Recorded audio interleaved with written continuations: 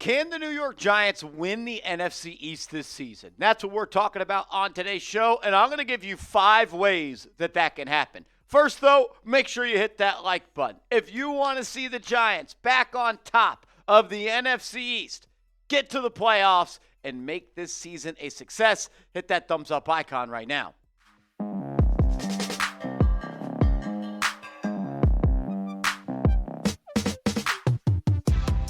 You're watching Giants Now by Chat Sports. I'm your host, Marshall Green. Appreciate everybody for stopping by.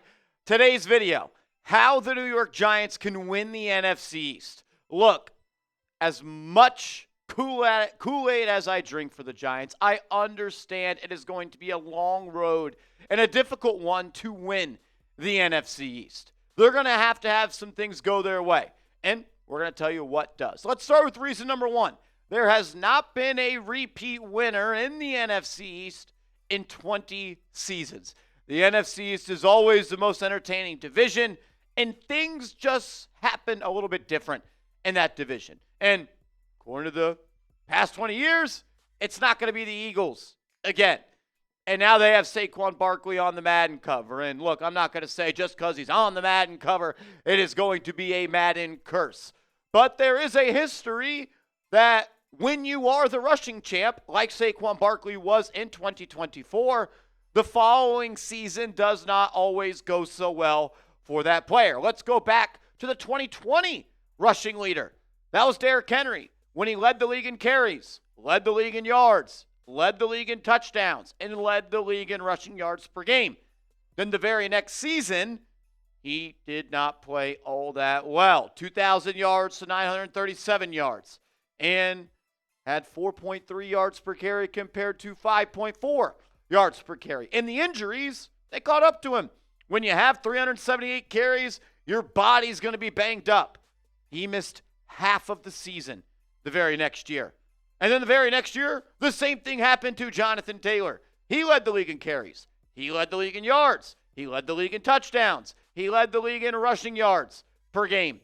And then he missed 6 games the following year. Didn't even rush for 900 yards.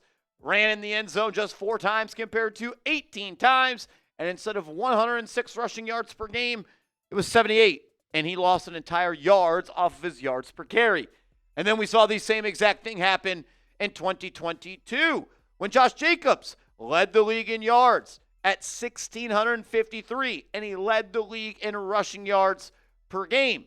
He followed up that 340 carry season to miss 4 games the next year and put up half as many rushing yards and half as many rushing touchdowns and losing 1.4 yards per carry. And guess what? It happened again in 2023 and 2024 with Christian McCaffrey, who led the league in rushing yards in 2023. And then he just played in 4 games the following year. Look, I don't want Saquon Barkley to be hurt. I want to beat the Giants. I want to beat the Eagles at their best. And I want to beat Saquon Barkley. But it's hard to ignore when the data says when you are the rushing leader 4 years in a row, the data says the next year is not going to go so well. Which, if Saquon Barkley doesn't have a good year, I think it's going to be a little bit tough for the Eagles. They also just made him the richest running back contract of all time. He's 29 years old. He also had to play extra games going to the Super Bowl. And he was on the Madden cover. Just say that. Reason number 2, the Giants have to have the best pass rush in the NFL. If the Giants want to win the NFC East, if they want to win more games this year than they are supposed to, you need Abdul Carter, you need Brian Burns, you need Dexter Lawrence, you need Kayvon Thibodeau, Chauncey Golston, Darius Alexander, and all of those boys to be the best group in this league.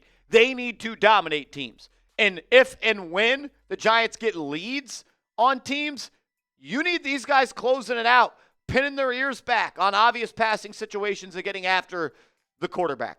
This pass rush, it's the most talented, the most assets have been spent on it, and they need to show up. Like, there's a lot of name value. There's a lot of juice there. There's a lot of aura. But there's got to be a lot of production as well. And you need Shane Bowen to take the leash off. Like, dip your toes into the pool that you're not always comfortable going in. We saw when the Giants' defense was at their best, albeit it was against a lousy Browns team. He cut them loose. They blitzed every single play, and they picked up 7 sacks on Deshaun Watson.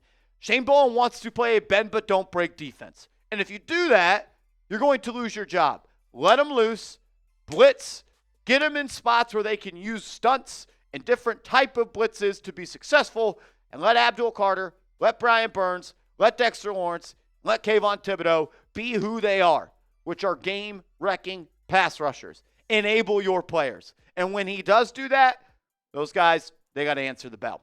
Reason number 3, the Giants can't win the NFC East this year. The first half of 2024, Russell Wilson, he has to show up.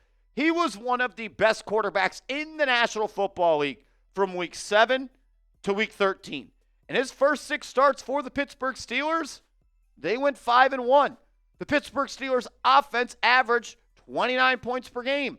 Russ was throwing for 270 yards per game. He threw 10 touchdowns in those 6 contests. And he had an EPA, estimated points added to the Steelers, of 28.7.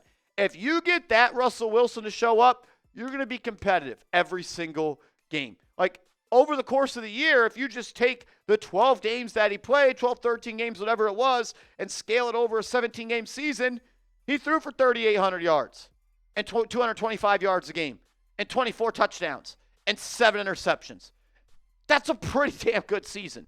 In fact, we haven't seen a Giants quarterback put up those type of numbers in a while.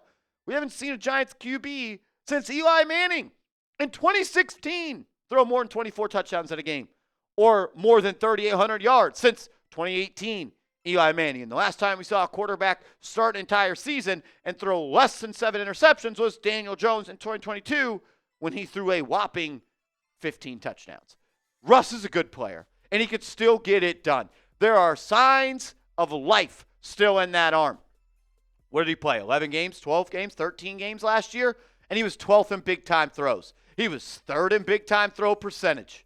He threw the ball downfield, average depth of target, 8.4 yards, 10th best in the National Football League. He had the 7th best adjusted completion percentage. He had the best deep ball completion percentage. He had the best deep PFF grade. You need Russell Wilson to cook this year if you are going to win the NFC East. It is now or never for him. If he doesn't play well this year for the Giants, he won't be a starter in this league ever again on week 1 unless there are injuries. He knows that. There's something different about this team. It just feels different. You have a professional there at that spot. You got a champion there in Russell Wilson, and the team seems to gravitate around him. And when you're a quarterback and you have the team believing in you, that gives you a lot more motivation and just willpower to play. And I'm excited to see Russ play. I'm excited to see him throw Malik Nabers the football. Because if the Giants are going to win the NFC East, Malik Nabers needs to take another step in his development. He's already an elite receiver. He is a bona fide wide receiver 1. But if the Giants want to get to the playoffs, he's got to be a top 5 wide receiver in the National Football League. And I think he is on his way to do that. Saw the guy put up 110 grabs for 1,200 yards and 7 touchdowns and 7 plays of 20-plus air yards last year with Daniel Jones, Drew Lock, Tommy DeVito, and Tim effing Boyle. Who the hell is Tim Boyle? If you know, you know. Nabers can get better, too. Had some drops early on in the year. He needs to get back to being who he was at LSU, which is a demon with the ball in his hands, creating explosive plays. We saw that in that Colts game. He can do that. Quarterback's got to be able to get him the ball. And I think with Russell Wilson here, Malik Nabers could take his game to another level. I also want to see him be a better deep threat down the field. That's going to help with Russell Wilson. There needs to be chunk play after chunk play after chunk play for Malik Nabers. And the way the Giants can help out Nabers, obviously, is with Russell Wilson getting him the ball, but Darius Slayton taking a step. Wan'Dale Robinson taking a step. Jalen Hyatt taking a step. Like, if all of those wide receivers get better, the Giants as a whole are going to be better, but it's going to open up more opportunities for Malik Nabers. Because if Slayton's putting up 800, 900 yards this year, you can't always double team Malik Nabers. If Wan'Dale Robinson's in the slot, dominating, getting open, creating yards after the catch, you got to put more focus on him. And if you could somehow put Darius Slayton out wide left and Jalen Hyatt out wide right and Malik Nabers in the slot, then we can get sticky with it and run some of those slot fades that he was awesome at LSU. He has to be an elite player this year if the Giants want to get to the playoffs. And he's got all the talent in the world to do so. Reason number 5, the O-line stays healthy. The O-line takes a step, and they are the unit that we are hoping and praying that they can be. Like, you need Andrew Thomas to play 17 games.